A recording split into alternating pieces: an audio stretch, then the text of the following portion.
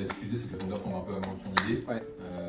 Comment tu arrives à casser ce framework-là auprès des entrepreneurs que tu accompagnes en leur disant c'est le moment, sinon de toute façon, dans 12 mois, t'es mort. Le seul moyen, c'est d'être confronté à la réalité, et la réalité, elle est dehors.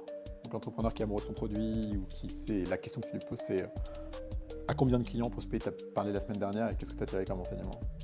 Et la vérité est là. C'est très dur d'aller parler aux gens à l'extérieur, d'aller voir les prospects, d'aller voir les clients, de se prendre des claques dans la gueule. C'est très très dur, quoi. Et du coup, là, tu es dans un cas où les gens ils sont enfermés dans leur truc. On va trouver le chakra dehors. Tu as pris 10, 15, 20 bonnes claques, a priori, t'as compris, quoi. Bon intel, en fait. Plus d'argent n'est pas bon à prendre, en fait. Bon, déjà, l'investissement, quand tu es founder, c'est un peu comme Jean-Claude Duss dans Les Bronzés, quoi. C'est quoi ton type de femme? C'est celles qui veulent, tu vois. Bon, donc tu commences par là. Déjà, tu regardes ceux qui veulent te donner de l'argent. Et ensuite, ceux qui veulent te donner de l'argent, tu les tries par du plus sympa au moins sympa. Tu veux bosser avec quelqu'un de sympa. Et ensuite, sur ceux qui sont sympas, tu fais tes refs. Tu appelles 2, 3, 4, 5 founders avec qui ils ont bossé, random, mais tu regardes ce qu'ils ont dit.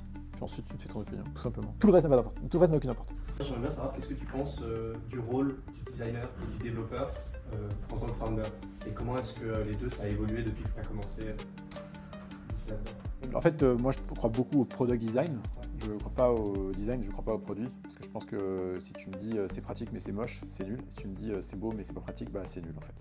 Donc moi j'aime le beau pratique. Bienvenue dans l'ère de l'iPhone. Et du coup, vraiment l'enjeu c'est un enjeu product design. Et d'ailleurs nos meilleurs CEO, c'est des gens qui ont une très bonne sensibilité en product design, au sens large. Donc ils vont pas faire des choses belles, mais en revanche, ils ont une capacité à imaginer le flow qui est très très bonne.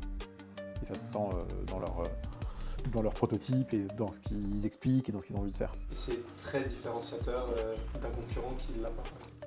Ah bah ça fait toute la différence sur la manière dont le produit est développé, ouais.